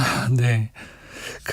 일단 지역주택조합의 구조가 네. 이제 사람들이 모여서 조합을 만드는 거잖아요. 네. 그래서 돈을 모아가지고 토지를 95% 이상 사야지 이제 가능한데 네. 이렇게 조합에 돈이 없다면 돈을 사실은 찾을 수 있는 방법이 조금 어려워요. 어렵고 이건 법적인 소송을 해야 되기 때문에 네. 민사를 통한 법적인 소송을 하는 게 먼저 우선일 것 같습니다. 네. 아니 그러면 이 가입 전에 조합이 어느 정도의 돈을 가지고 있는지 좀 확인을 하셨으면 이런 피해를 막을 수 있었을 것 같기도 한데요. 그런 방법은 없나요? 처음에 제가 이제 서두에 말씀을 네. 드렸는데 이제 집이 없다 보니까 네. 집이 없는데 또 막상 집을 살려고 하다 보면 너무 가격이 높잖아요. 네. 그때 이제 사람이 현혹되게 만들죠. 네. 서울 같은 경우에도 이제 잠실역에 가면 항상 지역주택조합이 있더라고요. 네, 맞아요. 그러다 보니까 5천만 원 1억이라는 소리에 이제 서울 내에 주택을 마련할 수 있다는 생각으로 이제 들어가게 되죠. 네. 들어가게 되면 저도 한번 들어가 보니까 벌써 아파트 모델부터 쫙 나오면서 맞아요. 사람이 현혹되기 쉽잖아요. 네. 현혹되기 쉬운데 내 같은 사람, 나같이 생각하는 사람들이 100%를 기준으로 95%만 있으면 충분히 가능하겠다는 생각을 많이 해서 네. 이렇게 가입을 하는데 쉽지가 않나요? 쉽지도 않을 뿐더러 그런 금액을 네. 구하기가 많이 힘듭니다. 지금 실제로 서울에서 아파트 만약에 분양을 한다고 치면 네. 10억이라는 돈이 드는데 네. 1억 원으로 가능하다는 게 사실은 어려운 얘기입니다. 네. 성경희 님이 지금은 건설비도 엄청 올라서 추가 분담금도 엄청나니까 아예 관심도 두지 마세요. 뭐 이런 문자 보내주셨는데 요즘은 특히나 더 어렵겠죠. 어떻게 보세요? 개인적으로 네. 부동산 시장에서 지역주택조합이랑 네. 그다음에 신도시의 그 상가들 있잖아요. 네. 분양하는 거랑 그다음에 길거리 가면 광고 많은 빌라, 네. 신규주택은 조금 피하는 게 좋다고 생각이 듭니다. 더 깊은 자세한 이야기는 다음에 들어보도록 네. 하고요. 짠테크 SOS 돈 되는 라디오 오늘은 여기까지 하겠습니다. 지금까지 서영로 한국경제교육원 원장님과 함께했습니다. 고맙습니다. 네, 고맙습니다.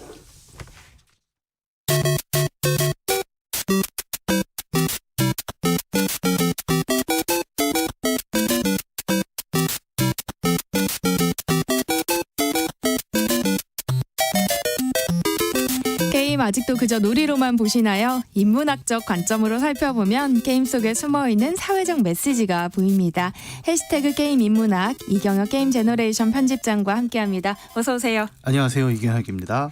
네, 오늘은 어떤 게임 이야기를 해볼까요? 예, 우리가 보통 PC방과 스타크래프트 얘기를 많이 하는데 한국 게임에서는 그쵸. 그거보다 조금 앞세대에 사실 한 번의 중기가 더 있었는데 이른바 오락실 이야기입니다. 굉장히 중년분들이 좋아하세요. 네. 한 가지 먼저 질문으로 시작을 해보죠. 네. 우리 아나운서께서는 요즘 네. 최근에 오락실에 가보신 적 있으세요?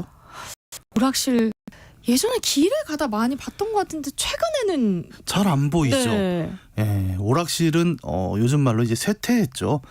워낙 이제 개인 스마트폰에 다 게임이 되는 시대이기도 하고 네. 또 한국에서 이제 PC방에 권력을 넘겨주기도 했죠. 그래서 이제는 좀 오락실을 보기가 힘들고 어떻게 보면 이제 과거의 유물로 좀 가는 경우들이 있습니다. 네. 이걸 잘 보여주는 게 이제 오락실의 대표 게임이었던 철권이라는 시리즈인데요. 네. 이 철권이 올해 이제 8편이 나왔어요. 그런데 8편이 나오면서 오락실용 그 기계 있죠? 그거를 발매를 안 했습니다. 그러니까 전 세계적으로 이게 한국의 문제가 아니라 오락실이라는 공간이 이제는 상업화가 되기 어려울 정도로 굉장히 작아졌다라는 걸 보여주는 어떤 네. 반증이기도 하죠. 지금 갑자기 예전에 인기였던 한스밴드의 오락실이라는 노래가 떠오르는데요. 네. 이 노래가 제 기억으로 이제 1998년에 나왔지 않습니까? 네. 그때 이제 IMF 금융위기가 한참 터지고 나서 갑자기 이제 오락실이라는 노래가 나왔는데 이 가사를 새겨보면은 굉장히 이제 당시의 시대상이 묻어나기도 해요. 가사 보면 대충 그렇죠. 이제 오락실에 갔는데 대머리 아저씨를 되게 게임을 잘해서 봤더니 알고 보니 우리 아빠. 뭐 이제 그런 얘기들을 한참 하면서 이제 뉴스에는 그 요즘 아저씨들이 실직을 해서 다 오락실에 앉아 있다라는 그런 가사가 있는데 네. 어떻게 보면은 이제 오락실이 시작되고 IMF를 거치고 이제 없어지는 이 과정이 한국의 근현대 문화사와 함께 숨을 쉬었다라고도 좀 이야기해 볼 수도 있을 거예요. 노래 가사를 좀 들으면서 그때 그 시절을 생각을 해보니까요. 오락실의 흥망성쇠가 우리 근현대사와 맞닿아 있다는 말이 무슨 말인지 알 것 같은데요. 그럼 일단 오락실이 어디서 어떻게 시작됐는지부터 이야기를 나눠볼까요? 네. 오락실이 언제 시작됐느냐 이게 항상 역사할 때 처음이 어려운데 왜냐하면 사료가 그렇게 많이 남지 않았기 때문입니다. 특히 이제 한국의 경우에는 뭐 합법적으로 시작이 됐다기보다는 굉장히 불법적인 형태로 오락실이 시작이 돼요. 보통은 오락실, 가라오케 이런 전자기기들은 부산이 원조입니다. 네. 왜냐하면 일본에서 배로 실으면 바로 들어오잖아요. 그래서 초창기의 오락실도 우리가 오락기계가 들어왔다라는 것도 이제 70년대 부산을 중심으로 처음 시작됐다라고 많이 보고 있고 네. 간간히 나오는 옛날 잡지 사진들을 보면 한 1972년 정도에는 그 서울 능동의 어린이 대공원 있죠. 거기에 그 서서 하는 오락기 사진이 나온 게 있습니다. 그래서 이때부터는 어느 정도 돌았구나라는 추정이 가능하고요. 네. 그리고 이제는 그 어르신들 인터뷰를 해보면 이제 70년대 한국 문화의 중심지였던 명동 같은 곳에서 내가 100원짜리를 넣고 게임을 한 적이 있다. 이제 이런 증언들이 좀 나오고 있어요. 근데 지금 제가 100원이라고 그랬지 않습니까? 네. 70년대에 100원이면은 굉장히 비싼 가격입니다. 어느 정도예요? 그 75년도의 표준 물가 가격을 보면 짜장면 한 그릇이 150원이었어요. 그러니까 요즘으로 치면 거의 몇천 원 수준인 거죠. 네. 그러니까 지금 우리가 보통 중년분들이 생각할 때 오락실의 가격이라는 게 100원짜리 동전 하나 뭐 아니면 조금 더 연배 있으시면 아니야 나는 50원짜리로 했어 이제 이런 분들이 있는데 그것과 비교해 보면 이 당시는 굉장히 비싼 가격이었던 거죠. 왜냐하면 수입품입니다. 기계가 수입품이고 노는 기계잖아요. 네. 그러다 보니까 일종의 유원지 같은 느낌으로 사용을 했던 거죠. 그래서 한 판의 가격이 굉장히 비싼 형태로 한국에선 70년대에 처음 생기게 되는 거죠. 근데 그렇게 비싼 금액이었다면 아이들이 하기는 좀 어려웠을 것 같아요. 맞습니다. 우리가 자꾸 게임을 아이들이 한다라고 생각을 하는데 최초의 게임들은 아이용은 아니었습니다. 우리가 지지난 시간쯤에 얘기했죠. 처음에 게임기는 술집에 들어왔다고요. 네. 아이들은 술집에 갈 수 없습니다. 그래서 어른들을 용도로 시작이 됐고 지금 가격을 들으셨겠지만 짜장면 한 그릇이 150원인데 아이들이 100원짜리 게임을 하기는 어려웠어요. 그래서 주로 동네 같은 데가 아니라 도심의 유흥지구에 오락실이 처음 들어왔었고 다만 이것이 이제 80년대에 들어오면은 기계들이 대량 생산에 들어가면서 가격이 전체적으로 떨어지게 되고요. 그러면서 보다 싼 기계를 가지고 이게 아이들이 좋아할 거야라는 아이디어로 소위 말하는 이제 동네 오락실에 들어가게 되는데 이게 1980년에는 그래서 전체 오락실이 한번 가격을 떨궈요.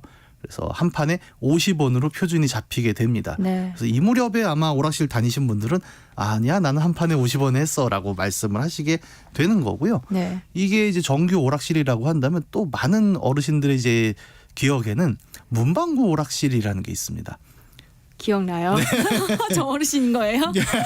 어르신이냐 그러면 이제 저도 좀 포함이 되는 건데 여기는 보면 한 20원, 30원, 10원짜리를 넣어서 하는 거였는데 보다 작은 오락기에 약간 흑백 같은 걸로 작동을 했고 그리고 잘 생각해 보시면 오락기가 아니라 과자 자동 판매기라고 이름이 되어 있었을 거예요.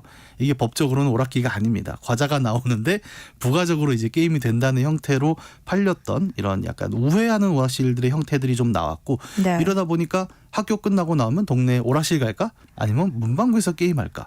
이러면 80년대부터가 우리가 그 동네 오락실을 중심으로 한 한국에서 전자오락의 전성시대가 열렸다. 라고 부를 수 있는 시기가 되는 거죠. 그때는 뭐 동네마다 오락실이 하나씩은 있었던 것 같아요. 그렇습니다. 굉장히 많았고 또 너무 많다 보니까 부모님들이 오락실 가지 마. 잡으러 다니고 이제 이런 것들이 일상이었는데 네. 이런 오락실이 왜 동네에서 애들 상대로 그렇게 흥행했는가?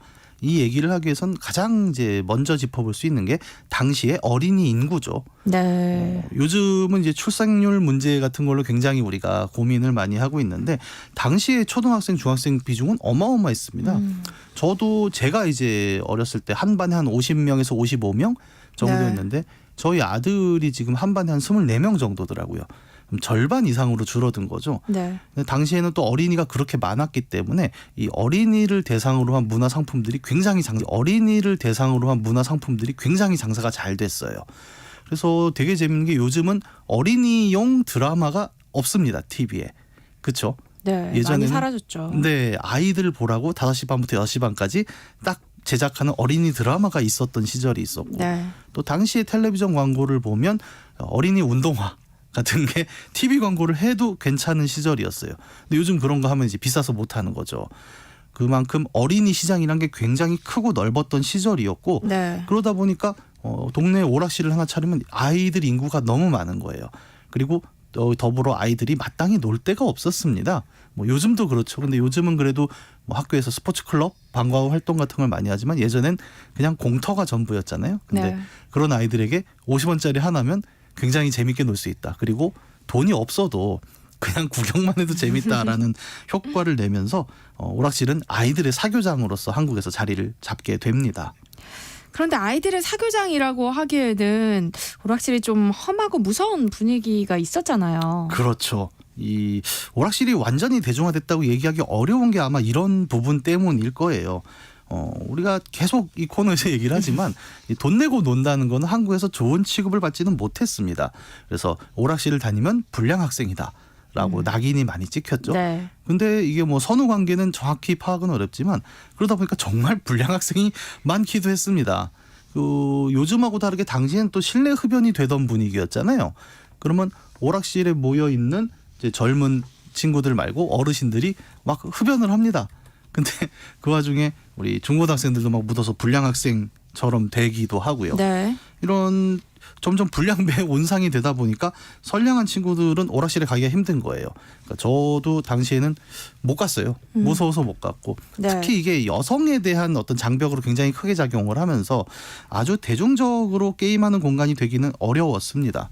그래서 지금도 어르신들 보면은 그런 얘기 많이 하죠. 오락실에서 기억나는 거 있으세요? 그러면 어디 오락실에서 돈을 뜯겼다. 뭐 이런 얘기들을 할 정도로 굉장히 어둡고 폭력적인 공간으로 이해가 됐죠. 근데 굉장히 아이러니한 건 사실 당시의 게임들을 기억해 보시면 아시겠지만 화면이 그렇게 어둡고 폭력적이지 않았어요. 맞아요. 굉장히 빨갛고 노랗고 또 그 소리도 뿅뿅뿅이라고 우리가 표현을 했잖아요. 그만큼 밝고 경쾌한 어떤 상황이었는데 정작 그런 것들은 요즘 게임들이 보여주는 폭력성에 비하면 굉장히 즐거운 수준이었는데 오히려 당시에 더 폭력적이고 불량한 공간으로 이해됐다라는 건 굉장히 좀 아이러니하죠. 네. 그래도 동네마다 오락실이 있었던 걸 보면은 장사는 진짜 잘 됐던 것 같아요. 그렇습니다. 저희는 50명 친구 중에 한두 명씩은 장래희망이 오락실 사장이었죠. 이제 근데 뭐 오락실이 다 잘 됐다 이걸 함부로 이렇게 말하기는 어려운 게 당연히 네. 뭐 매장마다 상황은 다르겠지만 제일 중요한 게 오락실이 한국에 들어오고 발전하는 과정에서 가장 중요했던 것은 매장의 수익률이기도 했어요. 오락실에 가보시면 이제 당대에 가장 인기 있는 게임들이 여러 대가 배치되는 걸 볼 수 있습니다. 네. 왜냐하면 가게 임대료는 똑같고 거기에 놓는 기계들마다 인기 있는 기계를 놔야 사람들이 계속 줄 서서 게임을 하는 거잖아요. 그러면 인기 있는 기계를 더 갖다 놓을수록 장사가 된다는 겁니다. 근데 이게 단순히 오락실 공간만의 문제가 아니고 이 게임이라는 콘텐츠에도 영향을 주게 되는데 이 분야에는 굉장히 재밌는 개념이 하나 있어요. 1라운드 보스라는 개념이 있습니다. 네. 오락실 가면 뭐 비행기가 총 쏘는 게임이라든가 이런 걸 해보면 처음에는 적이 되게 간단하죠. 그래서 나도 하겠네 하다가 첫 보스를 만나면 굉장히 어렵습니다. 그쵸. 네, 도저히 이게 오늘 처음 해본 사람은 깰 수 없게 만들어놨어요. 맞아요. 거기까지가 약 3분에서 4분 정도가 가게 되는데 그 타임에 보스를 일부러 어렵게 만드는 이유는 여기서 동전을 하나 더 쓰든지 일어나서 다음 사람에게 줘라라는 메시지인 거예요. 네. 그래서 오락실용 게임들에는 이 개념이 다 기본적으로 들어가 있습니다. 이거를 만든 이유는 가게의 수익률을 배려한 거죠. 그냥 동전 하나로 막 30분씩 해버리면 가게는 장사가 안 되지 않습니까? 네. 그래서 그런 그쵸. 요구들이 실제 게임 제작사한테도 들어가고 그래서 수익률과 콘텐츠의 방향이 같이 연계되는 모습을 보이기도 해요. 갑자기 좀 서운해지려고 하네요. 이게 뭐 놀이였는데 상업 얘기를 하니까 좀 그런 느낌이 들 수도 있는데 네. 사실 우리 사회의 대중문화란 건 상업을 뗄 수가 없긴 하죠. 기본적으로는. 좀 더 쓸쓸한 얘기를 하자면 네. 당시 오락기 뒷판을 열면 이제 숨겨진 스위치가 있었습니다. 그래서 이거를 다 올리면 게임의 난이도가 극강이 됩니다. 그래서 아이들이 한 2분 안에 나가 떨어지게 만드는 그런 장치들도 포함이 되어 있었어요. 네. 근데 이런 기계가 들어가게 되는 건 이제 오락실이라는 공간과 이 오락 플레이를 하는 상업적 관계가 굉장히 독특하기 때문인데 예를 들어 뭐 영화나 연극 같은 다른 매체와는 달리 얘는 잘하면 돈이 굳습니다. 예를 들어 제가 테트리스를 뭐 정말 잘해요. 네. 하루에 2시간도 할 수 있다. 이러면 정말 오락실에 가서 100원짜리 하나로 2시간을 앉아 있을 수 있습니다. 그래서 이 바닥에서는 약간 전설의 훈장 같은 개념으로 들어오는 게 네. 이런 자랑을 해요. 나는 오락실에서 쫓겨나 본 적이 있다. 이게 뭐냐면 이렇게 한 시간 정도 하고 있으면 주인 아저씨가 나와서 동전을 줘요. 그러면서 그만하고 가라. 그거를 한번 해야 내가 우리 동네 고수다라고 인정을 받는. 네. 왜냐하면 아저씨 입장에선 정말 짜증이 나는 거죠. 저 기계가 계속 돌면 하루에 2,000원을 벌 수 있는 건데 너 때문에 100원밖에 못 번다. 네. 그래서 동전을 주고 그냥 가라고 하는 게 일종의 명예 같은 거기도 했습니다. 이게 다른 문화 콘텐츠랑 오락실 게임의 가장 큰 차이죠. 회전율을 돌리려면 사람이 게임을 길게 하면 안 되고 근데 아이들이 게임을 오래 붙잡으면 붙잡을수록 계속 숙련도가 올라가는 거예요. 그래서 어느 날에는 온 동네 애들이 다 30분씩 붙잡게 되는 상황이 나오다 보니까 이런 것들을 타개할 수 있는 방안들을 게임사 그리고 오락실 업장주들이 굉장히 고민을 하고 이런 결과로 1990년대에 어떤 하나의 게임이 오락실의 대유행을 타게 되는 계기가 됩니다. 어떤 게임인가요? 바로 스트리트 파이터 2입니다. 이 게임을 아마 아시는 분은 아시고 모르시는 분은 모르시는데 그 굉장히 유행을 했어요. 네. 그 이렇게 뭐 가라데 태권도 하는 사람들 나와서 격투를 하는 방식인데 그냥 애니메이션, 만화 그다음에 각종 개그 프로에서 막 성대모사를 할 정도로 굉장히 인기 있는 게임이었습니다. 뭐 90년대에 스타크래프트가 있었다라고 하면 이제 90년대 초반에는 우리 스트리트 파이터 2가 거의 같은 위치에 있었다고 볼 수가 있겠죠. 뭐 저도 게임은 안 했지만 머리를 양갈래로 동그랗게 묶었던 춘리라는 캐릭터는 기억이 나는데요. 스트리트 파이터 2가 어떻게 상업성과 연관이 되는지 좀 더 설명을 해주시면 좋을 것 같아요. 네.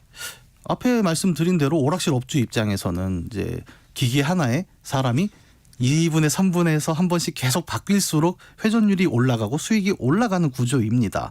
근데 초고수가 나타나서 게임을 하게 되면 이제 이거 오늘 장사 망쳤네라고 이설을 가게 되는데 네. 이 스트리트 파이터 2가 92년에 나오게 되는데 이게 기존의 오락실 수익 구조를 완전히 바꿔버리는 게 바로 대전 형식이라는 점 때문이에요. 기존의 게임기들은 어땠냐면 컴퓨터가 프로그램을 통해서 놀거리를 제공을 하죠. 네. 테트리스만 블럭을 위에서 계속 떨어뜨립니다. 그리고 컴퓨터가 제시하는 과제를 넘어서지 못하면 게임 오버죠. 그러면 이거를 회전율을 올리려면 그냥 컴퓨터가 난이도를 올려버리면 되는 문제예요. 근데 그래도 사람들은 계속 적응을 하고 또 자신의 플레이 타임을 늘려나갑니다. 근데 스트리트 파이터 2는 보셨겠지만 많은 분들이 사람이 사람과 대결하는 방식이에요. 이거를 이제 게임 용어로 PVP, 플레이어 vs 플레이어라고 하는데 네. 이렇게 되면은 동전 하나씩을 넣습니다. 두 사람이. 그리고 플레이를 해서 이긴 사람은 계속하고 진 사람은 일어나야 돼요. 일종의 동전 놓고 먹기가 돼버리는 거죠. 근데 이렇게 되면 오락실 업주 입장에서는 굉장히 즐겁습니다. 네. 이게 대전 게임이 3판 양선승제예요. 근데 한 라운드에 한 1분 정도가 소요가 된다고 치면 못해도 2분에서 3분에서 한 명씩은 계속 일어나야 되는 거죠.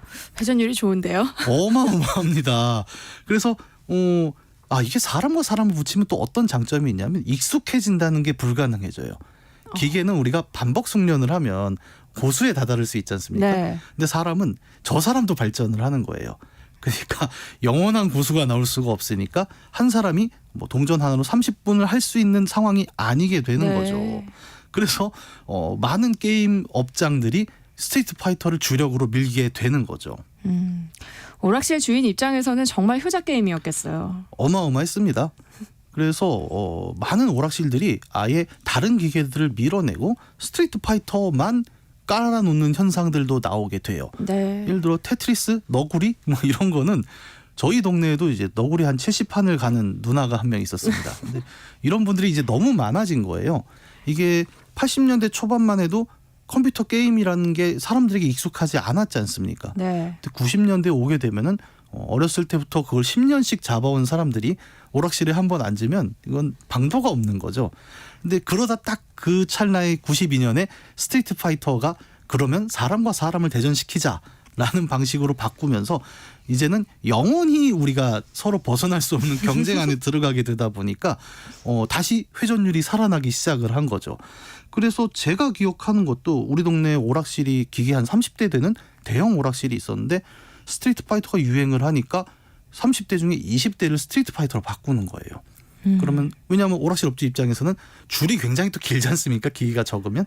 인기도 높고 하니까요. 네. 근데 그 줄이 긴 거를 기계를 5대를 더 넣으면 그 사람들이 동시에 돌아가는 거예요. 말 그대로 수익이 5배가 되는 형태로 작동을 하게 되면서 한편으로 이제 다른 컴퓨터와 하는 게임들이 요 시점을 기준으로 조금 밀려나게 되는 현상도 나오게 되고 그런 의미로 우리가 스트리트 파이터가 물론 재미도 있습니다. 게임이 네. 굉장히 재미도 있지만 한국에서 그렇게 대성공한 이유 중에는 오락실 업장의 입장도 굉장히 컸다라는 점을 놓치지 말아야겠죠. 네. 오락실도 일종의 자영업이다 보니까 상업적인 이슈와 무관할 수는 없었겠죠. 맞습니다. 현대 대중문화는 기본적으로 상품이 아닌 게 없죠.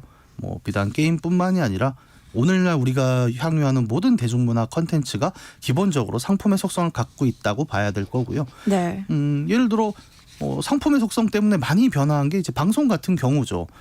예전에 지상파를 중심으로 돌아가던 시절에는 어떻게 보면 이제 제작이라는 것이 이제 그 기존의 대형 방송국을 위주로 세팅이 돼 있었고, 네. 그런데 이런 것들이 쇼폼 시대라는 형태로 넘어오면서는 사실 제작하는 사람들이 많아지고 그러다 보니까 길고 무거운 이야기보다 짧고 가벼운 이야기 중심으로 대중들이 확 넘어가잖아요. 이러면서 광고 시장이 완전 바뀌어버리는 경우들 보게 되고 또 음반 얘기도 그렇지 않습니까? 예전에 음반이라고 했죠. 앨범이라는 게 있었고 1집, 2집에서 묶어서 내는 방식이 이제는 더 이상 음반 집계를 하지를 않죠. 네. 싱글, 디지털 싱글을 기준으로 가니까요. 그래서 항상 대중문화 콘텐츠가 어떻게 바뀌고 어떻게 성공하는가를 보면 유통망 그리고 소비 방식이라는 상업적 변화가 항상 그 기반에 자리하고 있고 디지털 게임도 마찬가지였다. 스트리트 파이터라는 게임의 유행도 그냥 보면 게임이 재밌어서지만 사실은 오락실과 게임사가 어떻게 수익률을 만들어내는가라는 고민도 함께 들어갔다 이런 점을 생각을 해본다면 우리 시대의 산업과 기술을 이해하기 위해서 어떤 굉장히 미세적인 그리고 우리가 자영업이라고 부르는 아주 미시적인 시장까지도 볼 필요가 있겠다라는 생각을 해볼 수 있겠죠. 네. 정말 이제는 추억이 돼버린 오락실 이야기 오랜만에 또 해주시니까 문자가 평소보다 남성분들이 많이 또 보내주셨어요. 네. 구태환님, 이제는 오락실이 인형 뽑기로 장르의 변화를 꾀한 것 같아요 하셨고 최성우님이 저의 오락실에는 스트리트 파이터가 40대 설치되어 있고요. 나머지 25대가 이거 저거였습니다 하셨고요. 6795님도 벽돌 깨기로 켈러그로 입문해서 올림픽은 쇠톱으로 스트리트 파이터로 평정했습니다. 지금은 50 넘은 아저씨가 되었네요 하셨어요. 네, 해시태그 게임 인문학 이경호 게임 제너레이션 편집장과 함께했습니다. 고맙습니다. 감사합니다. 네, 세상의 모든 정보 여기서 마무리하겠습니다. 모바일 쿠폰 당첨자는 홈페이지 공지사항에서 확인하실 수 있습니다. 오늘 이 노래 또 안 들어볼 수가 없을 것 같아요. 끝곡으로 한스밴드의 오락실 들려드리면서 저는 내일 다시 찾아뵐게요. 행복한 오후 이어가시고요. 지금까지 아나운서 전주리였습니다. 고맙습니다. 집에 가기 싫어.